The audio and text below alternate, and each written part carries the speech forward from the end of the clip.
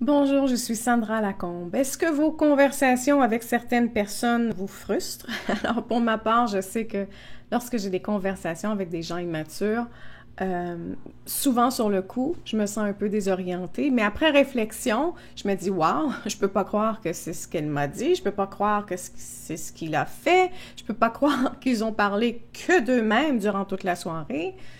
Alors, quand on est entouré de gens immatures, absorbés par eux-mêmes, figés dans la superficialité, les communications ne peuvent pas se faire adéquatement, elles ne peuvent pas être saines. Même si vous y mettez tous les efforts pour écouter toutes les belles paroles des enseignants en spiritualité, parce que l'empathie fonctionne bien à deux. Alors, quand c'est à sens unique, ça ne fonctionne pas très bien et votre cerveau, vos émotions ne peuvent pas se soigner, même si vous tentez d'être la meilleure personne du monde, parce qu'on a des neurones miroirs dans notre cerveau et on ressent les émotions des autres. Alors, quand on nous dénigre, quand on nous délaisse, quand on nous diminue, quand on nous oublie, on le ressent. Alors, il faut se protéger, savoir comment maîtriser les communications avec les gens émotionnellement immatures. Alors, que peut-on faire? Bien, savoir s'arrêter, c'est tout un art. Oui, vous savez, savoir communiquer, c'est un art. Il faut savoir quand s'arrêter. Et c'est triplement vrai avec les personnes immatures. Pourquoi? Bien, parce qu'elles n'arrivent pas à se sortir de leur vision de la vie. C'est leur vision. Il n'y a qu'une seule vision. Et cette vision-là qu'elles ont existe principalement comme une espèce de mécanisme de défense, mais aussi parce que le cerveau ne s'est pas développé, n'a pas les connaissances pour voir les choses autrement. Donc, les deux raisons que je viens d'énumérer vont aller se nourrir pour continuer de vivre une espèce d'ignorance. Et c'est inconscient. Alors, quand je parle de tout ça, je veux dire que c'est à cause aussi du fait que ce soit un mécanisme de défense, les parties en elles qui sont blessées, peut-être, on va prendre un exemple, à cause d'un sentiment d'infériorité, elles n'arrivent pas à être curieuses, elles refusent de s'ouvrir aux autres, elles veulent être vues comme une personne extraordinaire parce qu'elles ne se sentent pas, elles se sentent menacées parce que connaissent les autres. Alors vous pouvez comprendre que chaque fois que vous tentez de communiquer, vous faites face à un mur. Il y a le mur du mécanisme de défense que je viens de décrire, oui, mais il y a aussi le mur de l'immaturité en tant que telle.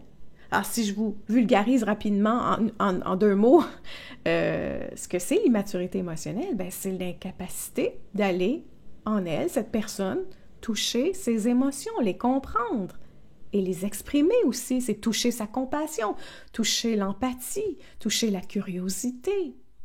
Alors, les parties du cerveau rationnel ne sont pas optimales et ce sont les parties du cerveau où les émotions sont traitées qui vont s'activer fois après fois.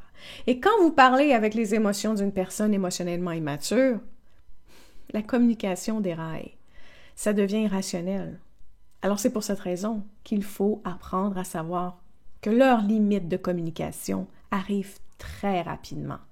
Alors, restez dans le rationnel et stoppez la conversation. Deuxièmement, on ne peut pas communiquer avec une personne qui ne veut pas communiquer. Oui, mais Sandra, il y a la communication non violente. Oui, mais Sandra, j'ai lu le livre de Thich Nhat Hanh. Pour être une bonne personne, Sandra, on doit faire le maximum pour aider l'autre. C'est ce qu'on dit dans toute bonne religion. Oui, si l'autre veut changer. Oui, si l'autre veut communiquer. Et vous allez voir de l'évolution. Si l'autre personne veut se transformer, vous allez voir qu'il y a une évolution. Il va y avoir une amélioration dans la relation. Une personne qui n'arrive pas à changer ne comprend pas le changement. Elle ne pourra pas maintenir ce qu'elle force en elle quand vous la suppliez, par exemple, de changer. Alors maintenant, si vous voulez rester dans une relation comme celle-là, c'est votre choix, c'est correct. Vous pouvez vous dédier à ça. Si vous ne voulez pas d'une relation comme celle-là, parce que ce serait se battre contre la réalité jusqu'à l'infini. Ça aussi, c'est aussi votre choix. Alors, une personne qui ne veut pas communiquer, vous ne pouvez pas la faire parler. Ce n'est ni la communication non violente, par exemple, ni Bouddha qui vont y arriver. elles ne veulent pas communiquer adéquatement. Ça ne les intéresse pas. Ce qui les sécurise, c'est de retourner dans ce qu'elles connaissent. C'est la superficialité, par exemple. C'est leurs émotions, pas les vôtres. Donc, vous choisissez votre rôle, c'est à vous de choisir. Je m'oublie pour sauver une autre personne, c'est possible. Ou bien j'ai confiance en ce qu'elle veut faire pour elle, mais j'ai aussi confiance en ce que je veux pour moi. Et dans ce cas-là, partir serait plus approprié et ce serait moins violent au final. Troisièmement, on ne peut pas communiquer si la personne n'aime pas les limites personnelles. Vous comprenez que la communication implique deux personnes, pas une, mais deux. Donc, ce n'est pas une soumission à l'autre personne, ni à ses besoins, ni à ses états d'âme, ni à sa propre réalité. C'est un dialogue entre deux personnes avec des besoins uniques. Alors, si l'autre refuse vos besoins uniques, elle refuse ce que vous êtes, elle refuse vos difficultés, elle refuse que vous existiez à l'extérieur de ses besoins à elle. Et là, faites attention. C'est là où la manipulation survient. Elle va dire oui à vos besoins, mais elle n'aura aucun respect pour vos besoins. Et je vais vous donner un exemple. Vous lui dites « J'aime pas ça quand tu parles des trucs intimes qui se passent entre nous à d'autres personnes. » Elle va vous dire « OK. » Mais la prochaine fois que ça va se produire, qu'elle aura la chance d'aller tout raconter, bien, elle va continuer de le faire. Et si elle est franche, disons le contraire, au lieu de vous dire « OK », elle est franche avec vous, elle vous dit « Non, t'es ridicule, c'est pas grave si je raconte nos petites histoires. » Bien, vous avez votre réponse. Non, elle ne veut pas que vous ayez des besoins. Elle est franche. Pourquoi se battre contre la franchise? Dans votre tête, tout ce que vous avez à faire, c'est la remercier, de vous libérer de cette bataille constante. Alors, que peut-on faire dans la communication avec des gens immatures? Bien, il faut apprendre deux choses. Comment rediriger la conversation et comment terminer la conversation. Comment vous allez la rediriger? Ben, je vais vous donner des exemples tout simples. Je ne veux pas parler de ceci en ce moment. Dis-moi ce qui se passe dans ta vie. Parle-moi de quelque chose de différent. C'est tout. C'est aussi simple que ça.